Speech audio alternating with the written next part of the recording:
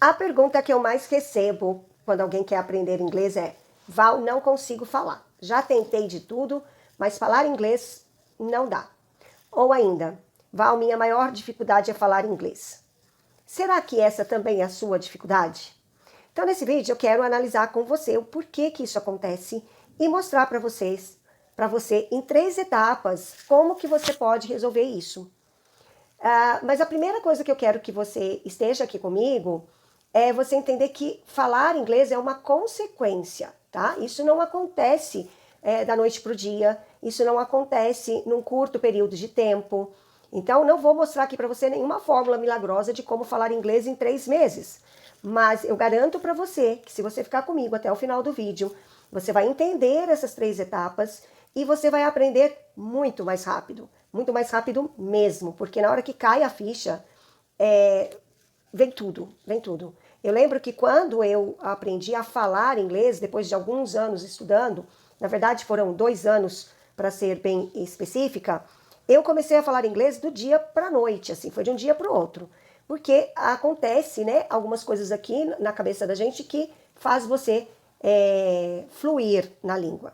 Então, tá preparado? Preparada? Vamos lá, vamos analisar as 3 etapas, então, para você falar inglês mais rápido. E a primeira etapa não tem nada a ver com o inglês em si, com a língua, com gramática, não, nada disso. Tem a ver com o seu emocional. Isso mesmo. Eu sei que é frustrante, às vezes você está achando que eu estou falando de outro assunto, mas não estou. Falar inglês tem a ver com sentimentos de medo, sentimento de julgamento, sentimento de passar vergonha, não querer se expor, tá? Então, muitas pessoas não falam inglês, apesar de ter vocabulário, apesar de ter estudado anos, porque tem medo de errar, né? Tem medo de passar vergonha.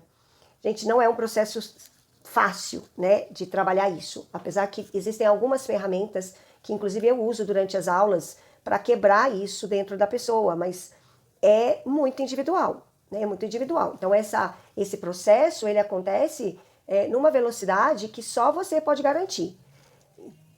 Tem que quebrar esse medo do julgamento de qualquer maneira, porque se você ficar sempre com aquela coisa assim, né? Agora eu vou falar, e aí vem aquele aperto e você não fala. Você acabou de perder uma oportunidade de se expressar e colocar em prática aquilo que você aprendeu. Esse é um dos exemplos. O outro exemplo é quando você até mesmo nem estudou muito inglês, mas na hora de falar também, uma coisinha que você aprendeu, uma palavra, você fala, será que isso está certo? Será que essa é a pronúncia? Né? Essa conversa dentro da sua cabeça acaba atrapalhando e atrasa o tempo que você vai falar inglês, tá bom? Vou te contar uma história real para ilustrar isso que eu estou dizendo agora. Há um tempo atrás eu fui para Chicago com um grupo de... não eram colegas de trabalho, e eles foram lá para aprender inglês, tá? E a maioria não era fluente em inglês, tinham no máximo aí um nível quase que intermediário, alguns muito básicos de não conseguir nem pedir nada para comer, por exemplo, ou numa loja. E a escola onde nós ficamos tinha uma regra, você não podia falar a sua língua materna enquanto você estivesse dentro do prédio da escola. E era uma tortura, porque eles tentavam burlar isso de qualquer maneira para tentar se comunicar em português, para passar algum tipo de mensagem. E eu via que era difícil para eles tentarem falar só em inglês, né? Estressante. Mas olha o que acontecia quando a gente ia, por exemplo, no Hard Rock Café, ou a gente ia para um barzinho, ou a gente ia para o parque, onde nós estávamos geralmente bebendo, conversando, num ambiente totalmente sem julgamentos. Era incrível, porque eles começavam a falar inglês. Como assim? Como que não? Tipo assim, de manhã não sabe falar inglês, mas à noite, à tarde, estavam falando inglês. Porque tira essa pressão, entenderam? Claro que eles não saíam falando inglês perfeito, não. Não saíam falando tudo correto, mas eles se comunicavam em inglês. Que isso que é o importante, é você saber se comunicar. A etapa de falar o inglês um pouquinho mais correto, ou um inglês com menos erros gramaticais, ela vem com o tempo. Mas, na minha opinião, é algo menos importante do que você conseguir se comunicar, por exemplo, numa viagem, ou numa reunião do seu trabalho, ou mesmo quando você estiver fazendo um intercâmbio, entendeu? Então, recapitulando, emocional, medos, né? precisa trabalhar esse medo de falar, arriscar mais. Você fazendo isso, você já vai ver que você vai realmente assim já dar um grande passo. E esse passo, gente, também está envolvido com a sua decisão de fazer isso. É uma coisa assim, quando você decide, vou fazer e pronto. E aí você começa com pequenos passos e vai aumentando isso de acordo com você mesmo, né? Como você está sentindo. Nas aulas, como é que eu trabalho isso? Eu vou colocando desafios para a pessoa. Começo com pequenos desafios para que ela fale ou na frente das pessoas ou gravando um vídeo. Acho que colocando alguma situação que não seja muito confortável para ela. E aí eu vou aumentando isso até tirar ela do conforto totalmente, tá? Mas isso é assunto para um outro vídeo também, né? Dar algumas ferramentas que eu posso compartilhar com você. A segunda etapa, o segundo passo para você falar inglês mais rápido é aprender vocabulário, né? Se você já viu algum vídeo meu anterior, você sabe que eu falo muito sobre isso. E aqui eu não quero entrar no detalhe se são palavras soltas, se são expressões com contexto ou sem contexto. Isso são ferramentas e formas de você aprender vocabulário. Mas a minha mensagem aqui para você é: tem que aprender vocabulário. Não existe você falar inglês ou qualquer outra língua se você não tem vocabulário. E aí eu vou para uma outra história para confirmar isso que eu estou te falando. Na verdade, duas histórias. A primeira, se você lembra como você aprendeu a falar português ou como uma criança fala português, você vai ver que ela faz isso através da imitação, imitando a mãe, como ela fala ou como a professora dela fala. Então ela vai pegando esse vocabulário e ela vai repetindo. No inglês não é diferente. Você precisa, né, ter aí, se espelhar em alguém, de preferência ou um professor, ou um filme, uma série, uma atriz, da qual você pegue vocabulários importantes, o que você usa para você, e você comece a memorizar esses vocabulários. E aí também, novamente, gente, existem técnicas de memorização mais rápidas para você fazer isso. Aqui, a minha mensagem principal é que você faça isso todos os dias. Pensa comigo, né? Se você tem 365 dias no ano, se você aprender um único vocabulário por dia, você já tem aí um vocabulário de 365 palavras no mínimo, sem contar expressões. Então, assim, se você deixa passar um dia, já são 364 e aí por diante. Para ser fluente em inglês, né? E fluência em inglês, eu quero dizer, você conseguir se comunicar em inglês, você precisa aí de uma média de 2.000 palavras, né? Para se comunicar bem mesmo. Então, 2.000 palavras é só fazer a conta aí. Quantas palavras ao dia você precisa praticar. O que mais que eu quero falar sobre vocabulário? É muito importante você contextualizar esse vocabulário para ficar mais fácil a sua memorização. Mas eu acho que para começar, mesmo que você aprenda uma palavra solta, isso vai te ajudar de qualquer maneira. Vamos a alguns exemplos. Você está em viagem, né? Você está em viagem e você quer pedir um hambúrguer. Se você chegar nos Estados Unidos e você falar hambúrguer, não vão te entender, tá? Não vão te entender. Ou pelo menos vão tentar não te entender. Então agora, qual é a sua tarefa? Sua tarefa é aprender a falar hambúrguer em inglês. Então você vai lá, hamburger, hamburger. Mudou, né? Um pouquinho. Então agora, apesar de saber que hambúrguer em inglês se escreve muito parecido com o português, mas agora eu sei que hamburger é assim que eu falo em inglês. Consegue ver que essa palavra pode te salvar numa viagem? Na hora que você tá ali, tá querendo comer alguma coisa e aí você não precisa saber pedir, eu quero um hambúrguer, mas você pode levantar o dedo, hamburger, please. Hamburger, please. Então, o vocabulário, na minha opinião, é a segunda chave para você falar inglês. E junto com o vocabulário, existe uma etapa um pouquinho antes que eu acho que é ainda mais importante, que é aprender a ouvir. Como no exemplo que eu falei, né? Se você falar hambúrguer, eles não vão te entender. Então você precisa aprender a ouvir a pronúncia dessa palavra e aprender a pronunciar. Então ficaria hamburger. Então, para eu saber como eu falo a pronúncia, eu preciso saber ouvir. Se eu não ouvir, eu não consigo pronunciar bem. E, novamente, né, saber ouvir, como fazer esse listening, tema para outro vídeo porque é extenso. Existem várias ferramentas que podem te ajudar a aprender a ouvir. Hoje eu posso deixar uma dica aqui bem rápida que você pode fazer. Não vai levar tempo, pelo menos não um grande tempo que você precise ficar estudando. Até mesmo que eu não acredito que aprender uma língua é aquele momento que você para estudar somente, né? Acho que faz parte, mas existem outras ações mais importantes do que parar para estudar. Você pode, então, vamos continuar com o nosso exemplo do hamburger. Você pega essa palavra, joga no Google Tradutor aí no seu celular e tem ali uma função que você consegue colocar o áudio de como a palavra é falada. Aí você ouve e você repete isso daí, olha. E aí você começa, hamburger, hamburger. Inclusive ele tem lá que você pode falar para ele testar se você está falando correto ou não. Gente, Google Tradutor não é das melhores ferramentas, tá? Mas para quem está iniciando, é sim de grande ajuda. Então, a partir de hoje, coloca como meta. Não sei se você está vendo aqui, olha, eu tenho um quadro de metas aqui, da qual eu uso todos os dias. O que eu quero fazer para o meu dia para alcançar um objetivo. No seu caso, para você aprender a falar inglês mesmo, né? E quando eu falo aprender a falar inglês, falar, não escrever ou ler.